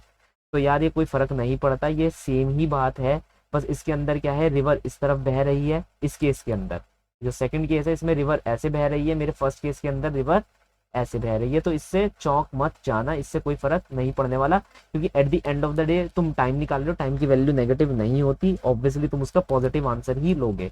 लेकिन फिर भी देखो एक बात ये पता चली कि रटे रटाए फॉर्मूला का यूज बड़े ध्यान से करना है ना। अगर हम रटे रटाए फॉर्मूलों पर रहेंगे तो आंसर गलत भी आ सकता है, बिल्कुल गलत आ सकता है। क्या यहाँ तक ये बात समझ आई, ठीक है, सॉल्व करें आगे। चलो, हमने कहा कि अगर हमारी डिस्प्लेसमेंट देखी जाए तो हम अपस्ट्रीम जा रहे हैं ऊपर की तरफ, तो डिस्प्लेसमेंट कैसी होगी, नेगेटिव होगी, याद रखना ये चीज। तो डिस्प्लेसमेंट यहाँ कैसी होगी, नेगेटिव। किसके बराबर होगी displacement, velocity of man into time T. भाई मैंने यहाँ से फॉर्मूला निकाल लिया, यहाँ का फॉर्मूला क्या आता है, डिस्टेंस इक्वल टू, या sorry displacement equal to time into velocity of man, ये आ रहा था, ठीक है। तो यहीं पर भी मैंने ये लिख दिया, लेकिन बस ये ध्यान रखना है कि ये जो डिस्प्लेसमेंट होगी ये नेगेटिव होगी, ये वाली जो डिस्प्लेसमेंट थी ये पॉजिटिव होगी, क्योंकि तुम ए से बी जा रहे थे पहले केस के अंदर, और दूसरे केस के अंदर बी से ए आ रहे हो, तो यहाँ की जो डिस्प्लेसमेंट होगी वो क्या होगी, नेगेटिव, क्योंकि तुम बी से ए आ रहे हो, उल्टा जा रहे हो। यहाँ तक बात समझ आई। तो डिस्प्लेसमेंट की वैल्यू क्या हुई, minus v m into time T, ठीक है। तो यहाँ पर हमारे पास क्या आ गया, minus v plus u into time t, तो ये हो जाएगा, क्या हो जाएगा, ये v minus u into time t d. तो d अपॉन में v minus u equal to time t, ये टाइम कौन सा है, b से a आने के लिए। तो टोटल टाइम क्या हो जाएगा, ए बी प्लस बी ए। क्या ये बात क्लियर है, होनी भी चाहिए। ये कितना है, v प्लस यू, और ये कितना हमारा आ रहा था, d अपॉन में v माइनस यू। यहाँ तक बात समझ आई। इसका आंसर निकालोगे तो d को मैं कॉमन ले लेता हूँ, एलसीएम ले लेता हूँ। एलसीएम लेने के बाद मेरे पास आंसर कुछ ऐसा आ जाएगा। आई होप से सबको एलसीएम आता होगा, है ना। तो बार बार एलसीएम के बारे में नहीं बता सकता यहाँ पर, नहीं आता तो भाई बहुत सारे 6th क्लास के चैनल है, एक बार जाकर देख लो। यूट्यूब पर आजकल बहुत सारे कंटेंट क्रिएटर हैं जो ये काम भी करने लग गए हैं, उस पर जाके देख लो। तो ये हमारे पास क्या निकल कर आया, टोटल टाइम निकल कर आया। ठीक है, ये हमारे पास क्या निकल कर आया, टोटल टाइम निकल कर आ गया। मैं एक बार इस क्वेश्चन को समराइज जरूर करूंगा, क्यों इस क्वेश्चन में कई सारी बारीकियां हैं। और इस क्वेश्चन के अंदर एक खास बात यह है कि मुझे पता है अभी तक तुम दिमाग के अंदर घुसेड़ कर नहीं बैठे हो कि कब तुम्हें डिस्प्लेसमेंट माइनस लेनी है और कब तुम्हें डिस्प्लेसमेंट पॉजिटिव लेनी है। बस इस चीज को समराइज करने के लिए ही मैं तुम्हें ये चीज समझा रहा हूँ। समझाना कैसे है, मैंने कहा कि मैं पहले ए से बी की तरफ गया और फिर बी से ए की तरफ आया। ठीक है, मैं फिर से एक बार और वापस ये क्वेश्चन समझाऊंगा। ए से बी की तरफ गया मैं, तो यहाँ पर मैंने ली पॉजिटिव डिस्प्लेसमेंट। जब मैं बी से ए की तरफ आया तो यहाँ पर मैंने ली नेगेटिव डिस्प्लेसमेंट। मेरा डायरेक्शन ऑफ रिवर इस तरफ है, आगे की तरफ पॉजिटिव होता है, पीछे की तरफ नेगेटिव होता है। मुझे दे रखा है velocity of man relative to river, velocity of man relative to river कितना है, v। तो अगर a से b जाऊंगा तो प्लस v होगा, और b से a आऊंगा तो नेगेटिव v होगा। तो मैंने a से b जब मैं गया तो मुझे टाइम की वैल्यू निकालनी थी, that will B displacement upon में वेलोसिटी। तो डिस्प्लेसमेंट कितनी है हमारी, प्लस v, और वेलोसिटी कितनी है, मैं रिवर के डायरेक्शन में तैर रहा हूँ। तो v m r will be v M minus we are equal to v, that is v M equal to we plus we r, that is v plus u. तो ये v प्लस यू हो गया था। Similarly जब मैं b से a पर मैं वापस आया, b से a पर मैं वापस आया, मेरी डिस्प्लेसमेंट कितनी थी, नेगेटिव डिस्प्लेसमेंट थी। और जो मेरी वेलोसिटी थी मैन की, वो हमें ध्यान में रखनी है। तो वेलोसिटी ऑफ मैन क्या फॉर्मूला निकल कर आ रहा है, that will be equal to, कहाँ गया फॉर्मूला, ये रहा, that will be equal to, मैं इसी से निकाल लूंगा, that will be equal to minus of v plus of v r. Minus of v क्यों, वो इस पीछे के डायरेक्शन में मूव कर रहा है, पीछे के डायरेक्शन में मूव कर रहा है, इसलिए minus of v plus you ये हमारा आया था, जिसे हमने यहाँ पर रख दिया था। तो कितना आया यहाँ पर, minus of v plus you, और इस ऊपर वाले माइनस से मल्टीप्लाई होने के बाद कितना आंसर आ गया, v माइनस यू। तो ये b से a जाने का टाइम था और वो a से b आने का टाइम था, दोनों को ऐड कर दिया, हमारे पास आंसर निकल कर आ गया। दैट्स इट, बस इसके अंदर हमने इतना ही करा है, इससे ज्यादा हमने कुछ और नहीं करा। ठीक है, मुझे लगा कि कुछ क्वेश्चंस कम पड़ रहे हैं तो चलो एक और क्वेश्चन करवा देता हूँ। अगर मुझे लगा और क्वेश्चंस कम पड़ रहे हैं तो मैं और क्वेश्चन करवा दूंगा। इस क्वेश्चन की अपनी बहुत ना खूबसूरती है, पता है क्या खूबसूरती है, ये ना ट्रेन वाला क्वेश्चन है, मैं बताऊंगा, या एक काम करता हूँ, बताना क्या, ये मैं ना तुम्हारे को तुम्हारे मॉक टेस्ट में दूंगा, एग्जाम के अंदर दूंगा, तो इसका वेरिएशन नहीं बताऊंगा, बस ये क्वेश्चन कैसे होता है ये एक्सप्लेन कर देता हूँ। बहुत ही अच्छा क्वेश्चन है, ये ट्रेन वाला क्वेश्चन भी है। कहाँ कहाँ पर दे रखा है, तुम्हारे HC वर्मा के अंदर, NCERT के अंदर, ठीक है, और तुम्हारे कोचिंग मटेरियल के अंदर। अगर तुम ध्यान से अपनी NCERT फॉलो करोगे ना तो तुम्हें पता चलेगा कि 90% से ज्यादा, मतलब 99% जो NCERT है तुम्हारे कोचिंग मटेरियल के अंदर मिल जाती है, क्योंकि कोचिंग मटेरियल डायरेक्टली NCERT से ही सब कुछ उठाकर रखता है। अगर तुमने कभी NCERT गौर करी हो, नहीं करी तो भाई तुम्हारे लिए तो जो कोचिंग मटेरियल है वही तुम्हारी सोने की खदान होगा। लेकिन मेन बात यह है कि अच्छी बात यह है कि कोचिंग मटेरियल भी NCERT को फॉलो करता है और उसके सारे क्वेश्चन, ज्यादातर क्वेश्चन अपने पास रखता है।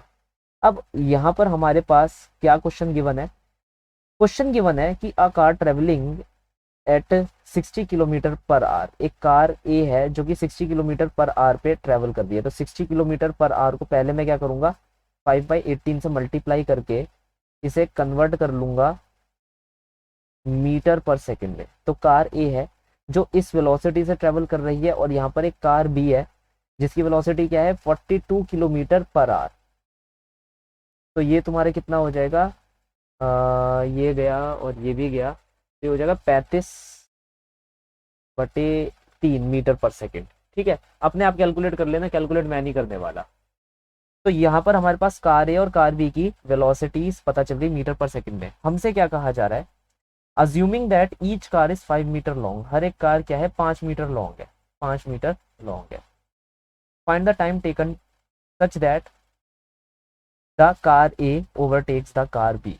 जो कार ए है वो कार बी को क्या कर रही है, ओवरटेक कर रही है, मतलब उसके आगे से निकल जाती है, उसे ओवरटेक करते हुए आगे से निकल जाती है। उसने इस कार्य को करने में कितना समय लिया, इस कार्य को करने में उसने कितना डिस्टेंस ट्रेवल करा, ये हमें दो चीजें निकालनी है। क्या हम विजुअलाइज कर सकते हैं कुछ चीजों को? जी हाँ, हम विजुअलाइज कर सकते हैं और हम विजुअलाइज करेंगे भी। सबसे पहले टाइम ऑफ ओवरटेक हम निकालेंगे। क्या निकालेंगे?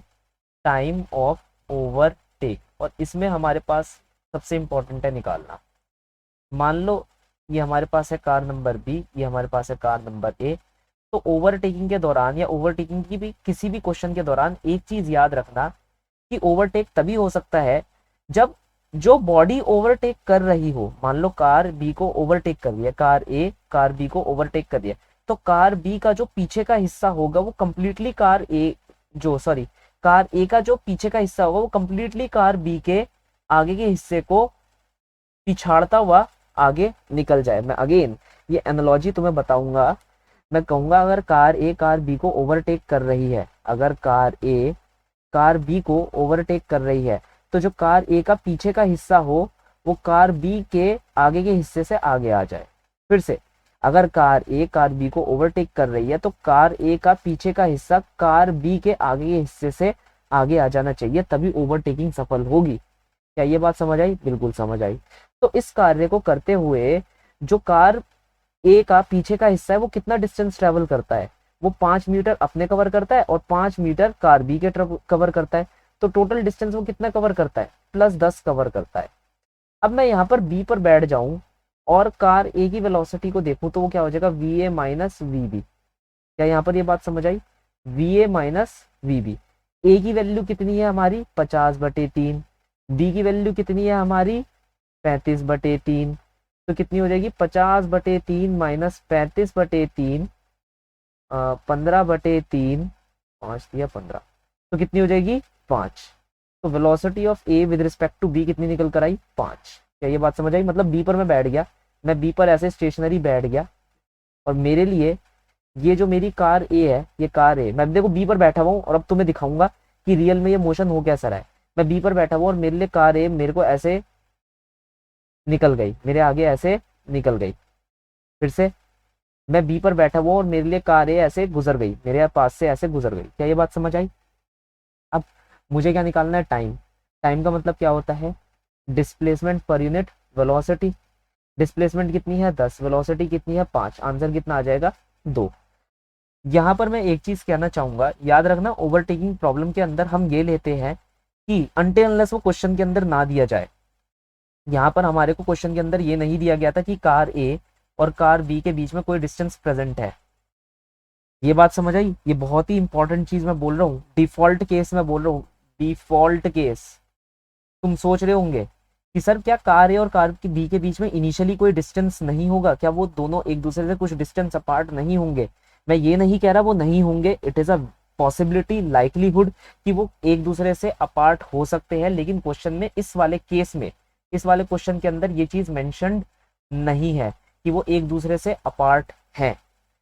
कई सारे क्वेश्चन आएंगे जिसमें ये गिवन होगा, इस वाले क्वेश्चन में ये गिवन नहीं है। तो याद रखना हम इस वाले केस को ऐसे लेकर चलेंगे, चिपक चिपक कर, चिपका चिपका वाला केस लेकर चलेंगे, बिल्कुल यही केस लेकर चलेंगे। यही दो केस तुम्हारे पास होते हैं, याद रखना। एक जिसके बीच में डिफरेंस दे रखा होता है, एक जब डिफरेंस दे ही ना रखा हो तो चिपका चिपका कर केस ले लो। ये बात समझ आई? दूसरी चीज कि इस दौरान जो हमारी कार नंबर 1 है वो कितना डिस्टेंस ट्रेवल कर लेगी, क्योंकि देखो इस दौरान हो क्या रहा है, कार ए और कार बी दोनों आपस में क्या है आगे मूव कर रहे होंगे और कार ए कार बी को ओवरटेक कर जाएगी किसी ना किसी समय पर। तो कार ए कुछ ना कुछ डिस्टेंस ट्रेवल करेगी, हमें वो निकालना है। अब देखो डिस्टेंस ट्रेवल का मतलब क्या होता है, स्पीड इनटू टाइम। स्पीड कितनी है कार ए की, हमें पता है 50/3। कितने समय में उसने ओवरटेक करा, सिर्फ और सिर्फ मात्र 2 सेकंड। तो कितना आ जाएगा 100/3। तो कितना आ गया हमारे पास 33.3 33। अच्छा, अब तुम लोग सोच रहे होंगे कि यार आंसर तो आ गया मेरा 33.33, तो ये चीज गलत है। पता है गलत क्यों है? अगर तुम ध्यान से देखो, तुम्हारी कार ने एक्स्ट्रा डिस्टेंस 5 मीटर भी कवर अप करा है। उसके जो लास्ट वाला बम्पर है, जो लास्ट वाला बम्पर है, हमें उसके हिसाब से देखना है। हमें उसके हिसाब से देखना है कि उसने कितना डिस्टेंस ट्रेवल करा है। ये बहुत ही ज्यादा इंपॉर्टेंट मैं बात बोल रहा हूँ। तो जो डिस्टेंस ट्रेवल्ड होगा वो हम कैसे देखेंगे? वो हम लास्ट वाले बम्पर के हिसाब से देखेंगे। अगर तुम यहाँ से यहाँ तक का डिस्टेंस रखो, तो हमारा जो लास्ट वाला बम्पर है वो कुछ एक्स्ट्रा 5 मीटर भी कवर करके बैठा है। हम यहाँ पर लिखेंगे 33.5, नहीं 33.3 प्लस 5 दैट इज 38.5। तुम्हें पता है, अब मैं इस क्वेश्चन को थोड़ा सा और मजेदार बनाता हूँ, इस क्वेश्चन को थोड़ा और हार्ड बनाता हूँ इसी पर्सपेक्टिव पे। मान लो जो तुम्हारा टाइम है ओवरटेकिंग का, अभी भी हम क्या ले रहे हैं, 2 सेकंड ही लेकर चल रहे हैं, तो उसमें कोई परेशानी खड़ी नहीं हुई। यहाँ पर हम बात कर रहे हैं, मान लो इस वक्त दोनों की लेंथ L1 और L2 अलग अलग लेंथ है। कहने का मतलब है, मेरा डाउट समझो, यहाँ पर डाउट जो मैं यहाँ लिख कर दे रहा हूँ, जो सबसे इंपॉर्टेंट पॉइंट मैं यहाँ लिख कर दे रहा हूँ, जो तुम लोगों के दिमाग में आना चाहिए कि सर ये डाउट मेरे को पूछना है, ये डाउट तुम्हारे दिमाग में अराइज होना चाहिए। बिना डाउट के अगर तुम कोई भी सवाल कर रहे हो तो गलत है। डाउट मेरा क्या है, हमने यहाँ पर 5 और 5 ले रखा था, मानते हो भाई, ए भी 5 मीटर की थी, बी भी 5 मीटर की थी। तो यहाँ पर 33.5 में ये जो 5 मीटर ऐड हुआ वो किसकी लेंथ ऐड हुई? सेकंड वाले की लेंथ ऐड हुई, या मतलब उसकी लेंथ ऐड हुई जो ओवरटेक कर रही है, या उसकी लेंथ ऐड हुई जो ओवरटेकन हो गई? व्हीकल ए की लेंथ ऐड हुई या व्हीकल बी की लेंथ ऐड हुई? ये किसकी लेंथ ऐड हुई ये हम जानेंगे। अब इस चीज को, सिनेरियो को मैं तुम्हें विजुअलाइज करवाऊंगा बड़े प्यार से, ध्यान से समझना, ध्यान से समझना, बिल्कुल बहुत प्यार से ये बात समझा रहा हूँ। ये हमारे पास क्या है? ये हमारे पास कार नंबर बी है। ये हमारे पास क्या है? ये हमारे पास कार नंबर ए है। ठीक है, वो ये कार नंबर ए है। कार नंबर ए को कार नंबर बी के आगे निकल जाना है, तो हमारी कार नंबर बी मान लो यहाँ तक चली, ओवरटेकिंग के दौरान इसने भी कुछ अपना डिस्टेंस ट्रेवल करा, वो यहाँ तक पहुंच गई, और जो हमारी कार नंबर ए है वो इसके आगे आ गई। क्या यहाँ तक ये बात क्लियर है? क्या यहाँ तक ये बात क्लियर है? ये बात आप समझे?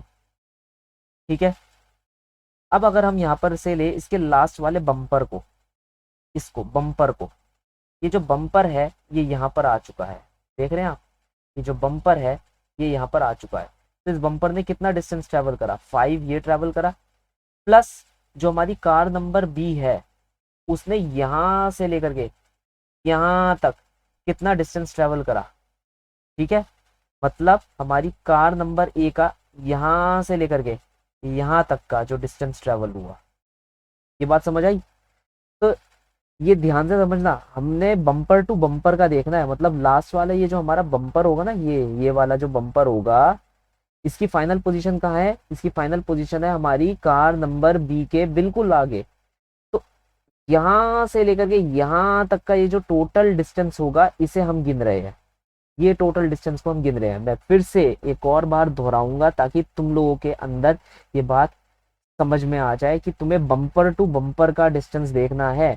तुम्हें कार नंबर ए, जो कार ओवरटेक कर रही है, यहाँ लिख देता हूं, जो कार या ट्रेन ओवरटेक कर रही है, ओवरटेक कर रही है, उसके बम्पर को देखना है। क्या देखना है? उसके बम्पर को देखना है, उसका बम्पर कितना ट्रेवल कर गया, उसका बम्पर की फाइनल पोजीशन क्या होगी? उसके बम्पर की फाइनल पोजीशन होगी कार नंबर बी के आगे, कार नंबर बी के आगे। बम्पर ही कहते हैं इसे, क्या कहते हैं? बोनेट कहते हैं, बम्पर कहते हैं, मुझे नहीं पता भाई इसे क्या कहते हैं, मैं इसे पीछे वाला हिस्सा कहता हूँ। ठीक है, अब भाई तुम ये मत कहने लग जाना कि भैया सर को तो पता ही नहीं है कि ये बम्पर कहलाता है या कार का आगे का हिस्सा कहलाता है। मेरे हिसाब से कार का पीछे वाला हिस्सा कहलाता है ये। ठीक है, ये कार के पीछे वाला हिस्सा है, तो कार का पीछे वाला हिस्सा क्या होना चाहिए? पीछे वाला हिस्सा, पीछे वाला हिस्सा वो कितना ट्रेवल कर रहा है, सिर्फ तुम्हें ये देखना है, बिल्कुल जैसे वो एक पॉइंट हो, जैसे वो क्या हो, एक पॉइंट। तो जो कार का पीछे वाला हिस्सा है वो कार नंबर बी के आगे वाले हिस्से के भी आगे आ जाएगा, तभी तो वो सब कुछ ट्रैवल करके इसे ओवरटेक कर पाएगा। तो इस समय अगर तुम ध्यान दोगे, जो हमारी कार नंबर ए है वो कुछ इतना डिस्टेंस ट्रेवल करेगी एस, और साथ ही साथ वो अपनी लेंथ, खुद की लेंथ भी ट्रेवल करके आगे, क्योंकि ये अपनी लेंथ ट्रेवल करके आगे चला गया। इसको तो इसने ट्रेवल कर लिया, इसकी लेंथ तो कंज्यूम हो गई, देख रहे हो इसकी लेंथ तो टोटल इस जगह कंज्यूम हो गई। तो इसकी लेंथ का तो कोई काम ही नहीं आया। किसकी लेंथ का काम आया? खुद की अपनी लेंथ का काम आया। तो 2 सेकंड के अंदर, 2 सेकंड के अंदर इसने अपनी वेलोसिटी से कितना डिस्टेंस ट्रेवल करा? एस, प्लस इसकी खुद की लेंथ एल, जो हमारे केस में कितनी है? हमारे केस में दे रखी है 5 मीटर। ये बहुत ही इंपॉर्टेंट डाउट था जो मैंने तुम्हारे लिए यहाँ लिख दिया। किसी ना किसी के मन में ये डाउट आ रहा होगा, और सच बात बोलूं, जिस व्यक्ति के मन में ये डाउट आ रहा होगा, आज मैं लिख कर दे रहा हूं, क्या आज मैं लिख कर दे रहा हूं कि उसका 70% सिलेक्शन यहीं पर हो गया। बाकी 30% भाई उसके अपने अपने ऊपर है। देखो 70% मैं साइकोलॉजिकल माइंड के हिसाब से कह रहा हूँ कि यार उसने अगर ऐसा डाउट सोचा है तो वो इस चीज का गहन अध्ययन कर रहा है। अगर तुम्हारे दिमाग में नहीं आया ना, तो ये समझ लो भाई तुम, नहीं, मैं नहीं मानता, आना चाहिए ये डाउट तुम्हारे मन के अंदर, ठीक है। 70% मतलब वो अपनी रैंक लाने के लिए बंदा पागल है, और वो हर चीज को बड़ी गहराई से पढ़ रहा है। मेरे हिसाब से वो एक अच्छा स्टूडेंट है। क्या हमने ये वाली प्रॉब्लम समझी? बहुत अच्छी प्रॉब्लम थी ये। तुम लोगों को एक ऐसी प्रॉब्लम दिखा रहा हूँ इस वक्त मैं, ये सेनगेज के अंदर गिवन है। ये प्रॉब्लम सेनगेज की नहीं है, ये कहाँ की है? एनसीईआरटी की प्रॉब्लम है। ये एक ऐसी प्रॉब्लम है बिना इसके किसी भी कोचिंग मटेरियल का काइनेमैटिक्स का सेक्शन तो कंप्लीट हो ही नहीं सकता। ये इतनी प्यारी, इतनी तगड़ी, इतनी खतरनाक क्वेश्चन है। मैं कहूंगा भाई सिर्फ 15 मिनट लो और इस क्वेश्चन को समझो। पॉज करो वीडियो, 15 मिनट लो, क्वेश्चन को अच्छे से समझो, इक्वेशन बनाने की कोशिश करो, खुद सॉल्व करने की कोशिश करो, देन मेरा सॉल्यूशन देखो। सच कह रहा हूं, तभी मैं कहता हूं कि एनसीईआरटी के जो क्वेश्चंस है, कुछ क्वेश्चंस ऐसे हैं कि जो बिल्कुल ही एडवांस लेवल के हैं। मस्त क्वेश्चन है। करना स्टार्ट करें? बिल्कुल करें, बहुत बढ़िया। मैं सच कह रहा हूँ ये सबसे बेस्ट क्वेश्चन है जो एनसीईआरटी के अंदर मैंने इस पूरे चैप्टर के अंदर देखा है। One of the best question. Question क्या कह रहा है कि दो टाउन ए और बी है, एक ए टाउन है एक बी टाउन है। एक रेगुलर बस सर्विस इन दोनों टाउन्स को क्या कर रही है? जोड़े हुए बैठी हुई है, और यहाँ पर से बसें निकलकर आ रही है। ध्यान से पढ़ो इस क्वेश्चन को हमें ध्यान से पढ़ना है। Two town A and B are connected by a regular bus service with a bus leaving in either direction every T minutes। कहने का मतलब है हर T मिनट बाद एक बस निकल रही है और A से B और B से A जा रही है। यहाँ तक बात समझ आई?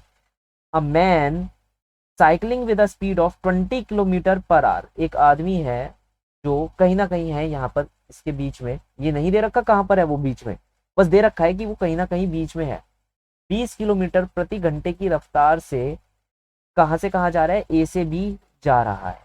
ठीक है, ये बात समझ आई? यहाँ लिख रखा है with a speed 20 kilometre per hour in the direction A to B. Notice करता है कि एक बस है जो हमेशा जब उससे गुजरती है, पीछे से, उसके पीछे से गुजरती है, क्या चीज? उसके पीछे से in the direction of A to B गुजरती है। तो कितने मिनट बाद गुजरती है? हर 18 मिनट बाद ए से बी गुजरती है, और हर 6 मिनट बाद एक बस गुजरती है जो बी से ए गुजरती है। ये बात बड़ी प्यारी बात है कि एक बस बी से ए गुजरती है कितने मिनट में? हर 6 मिनट में। एक बस ए से बी उसके पीछे से गुजर रही है कितने मिनट में? 18 मिनट में। पीछे से गुजरने वाली बस 18 मिनट का समय लेती है, आगे से गुजरने वाली, सामने से गुजरने वाली बस 6 मिनट का समय लेती है। हमसे ये कहा गया कि what is the period T of the bus, मतलब ये जो टाइम पीरियड टी था जिसके अंतर्गत बसें निकलती थी, जैसे मेट्रो होती है ना, मेट्रो अगर तुम राजीव चौक पर जाओगे तो हर 3 मिनट बाद एक मेट्रो आ जाती है, हर 3 मिनट बाद एक मेट्रो आ जाती है। तो ये हमसे यही पूछ रहा है कि हर 3 मिनट बाद जब एक बस छोड़कर जा रही थी अपने प्लेटफॉर्म को, तो वो जो टी मिनट है वो अंतराल कितना है? एक बस से दूसरे बस के बीच का अंतराल कितना है? एक बस से दूसरे बस के बीच का अंतराल कितना है? बस हमसे ये पूछा गया है। क्वेश्चन अच्छे से पढ़ लो, मेरी बात को वापस रिपीट करके देख लो, और फिर हम क्वेश्चन करना शुरू करते हैं। बहुत ही प्यारा क्वेश्चन। देखो, अगर मैं यहाँ पर ध्यान दूं, हर 3 मिनट बाद एक बस निकल रही है, तो मान लो यहाँ पर से एक बस निकली होगी जो टी मिनट के अंदर, मान लो एक बस जिसकी वेलोसिटी v है, सब बसों की वेलोसिटी v होती है, हर एक मेट्रो की वेलोसिटी v होती है, सेम वेलोसिटी से ही मेट्रो जाती है हमारी, है ना। तो मान लो ये हमारा टर्मिनल है, ये हमारा टर्मिनल है, यहाँ से क्या है, हमारी पहली बस निकली, पहली बस निकली वेलोसिटी v, और वो यहाँ तक पहुंच गई, कितने समय में वो यहाँ तक पहुंच गई, t टाइम में यहाँ तक पहुंच गई। तो उसने कितना डिस्टेंस कवर करा, vt डिस्टेंस कवर करा। क्या यहाँ तक ये बात क्लियर है? उसने vt डिस्टेंस कवर करा, हर टी टाइम में एक नई बस निकल कर आ रही है। अब हमारा साइकिलिस्ट भी यहाँ पर है कहीं ना कहीं, वो ये देखता है यार ये जो बस है मुझे 18 मिनट में, ये जो बस है मेरे हिसाब से 18 मिनट में मुझे पीछे से आगे कवर करके चली जाती है, पीछे से आगे मेरे गुजर जाती है। हर 18 मिनट में मैं देख रहा हूँ एक बस मेरे पीछे से आ रही है, आगे निकल जाती है। ठीक है, ये बात समझ आई। तो साइकिलिस्ट के हिसाब से बस ने कितना डिस्टेंस ट्रेवल करा, that is the relative velocity of the bus multiplied by the time mentioned by the cyclist, the relative velocity of bus multiplied by time mentioned by the cyclist।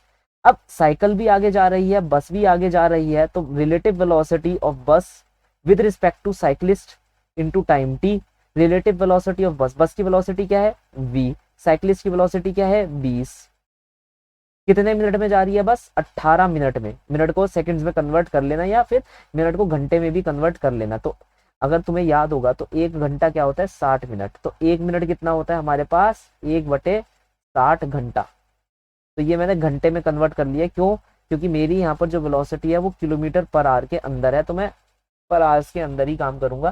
किसी का मन हो मीटर पर second में करने का वो कर सकता है, बिल्कुल मैं भी मीटर पर सेकंड में ही करता हूँ, लेकिन क्या है कि कैलकुलेशन की दरकार है भाई, इतनी बड़ी कैलकुलेशन मैं नहीं करना चाहता, ना मैं कर सकता, तो मैं नहीं करूंगा, सिंपल एज दैट, मैं नहीं करूंगा।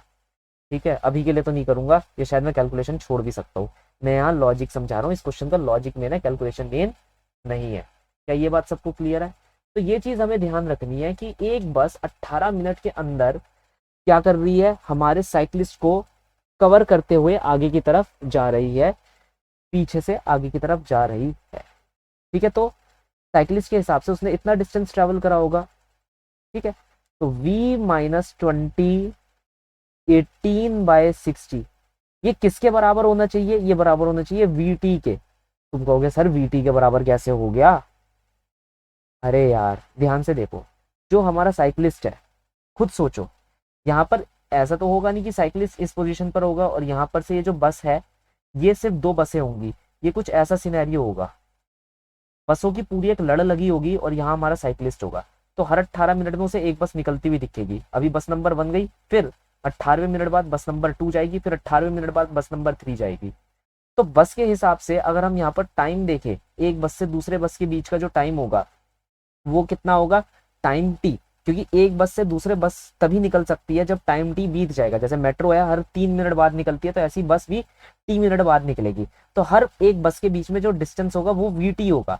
लेकिन अगर मैं साइकिलिस्ट के रिस्पेक्टिव में देखूं तो साइकिलिस्ट कह रहा है भाई मेरे को नहीं पता वो टर्मिनल टाइम टी कितना है, मेरे को बस इतना पता है मेरे लिए वो बस 18 मिनट में गुजर रही है, और क्योंकि मैं भी आगे की तरफ जा रहा हूँ तो मेरे लिए जो वेलोसिटी हो जाएगी बस की क्या हो जाएगी, रिलेटिव वेलोसिटी हो जाएगी। तो ये तो उस बस की कहानी है जो ए से बी जा रही है।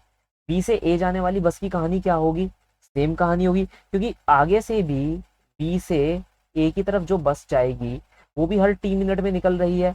तो उन उन 2 बसों के बीच में भी कितना डिफरेंस आ जाएगा, v इंटू टी। और साइकिलिस्ट के लिए जो बस है, velocity of bus with respect to the cyclist, ठीक है, इनटू टाइम टी, इतना डिस्टेंस होगा जो साइकिलिस्ट सामने से आने वाली बस के बीच में हमें बताएगा।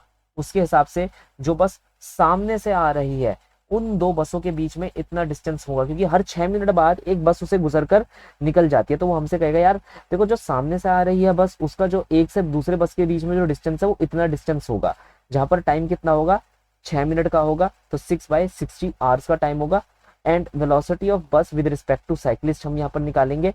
और ये जो velocity of bus with respect to cyclist है, अब क्या है, जो हमारी बस है वो साइकिलिस्ट के अगेंस्ट आ रही है।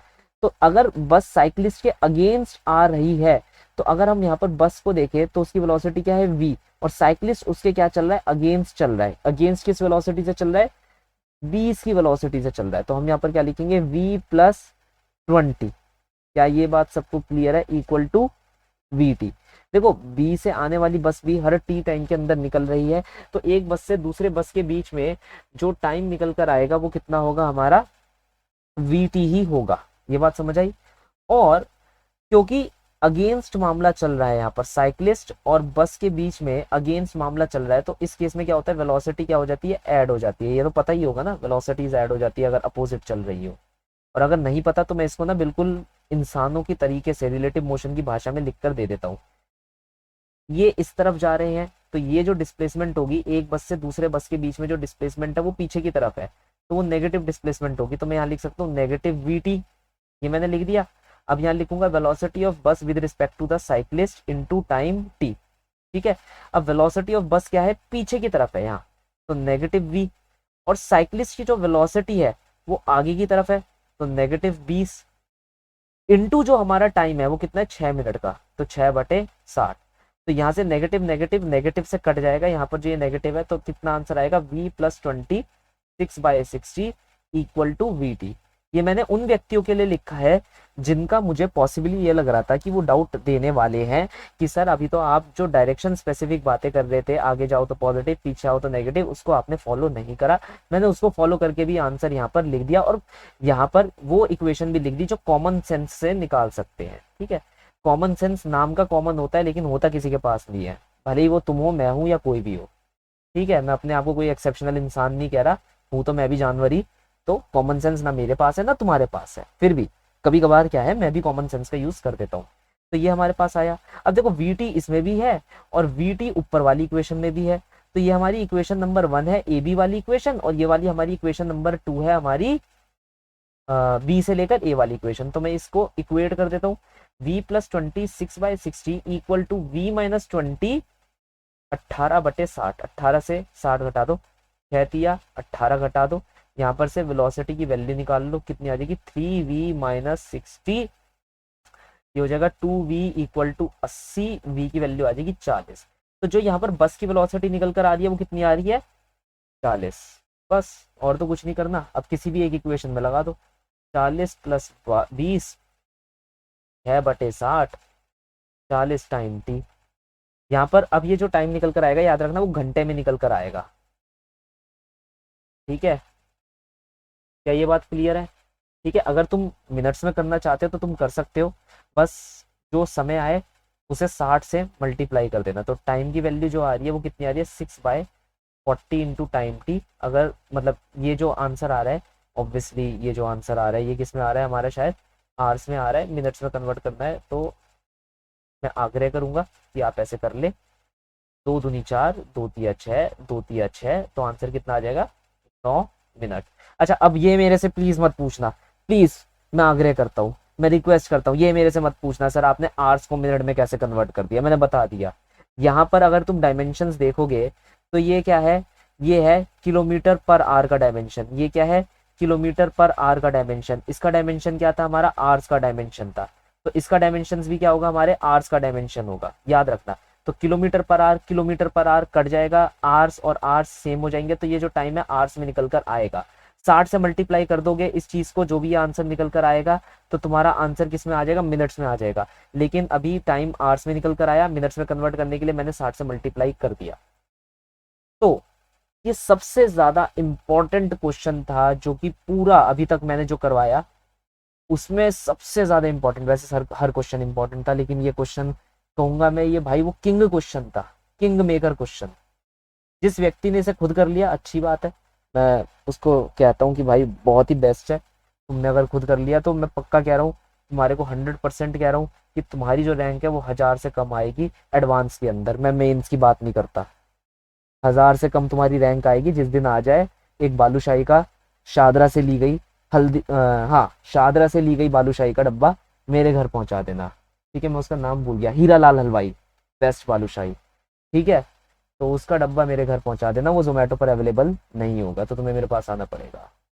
तो आज के लिए हम बस इतना ही रखते हैं। नेक्स्ट क्लास में हम रिलेटिव मोशन इन 2D करेंगे, और फिर देखते हैं उसके नेक्स्ट क्लास में और भी जो चीज़ें हमारी बच रही है वो हम सब करेंगे, लेकिन बिल्कुल डीप एंड तक मैं करवाऊंगा, एडवांस तक। तो मिलते हैं नेक्स्ट सेशन में। लाइक शेयर एंड सब्सक्राइब करें। Thank you.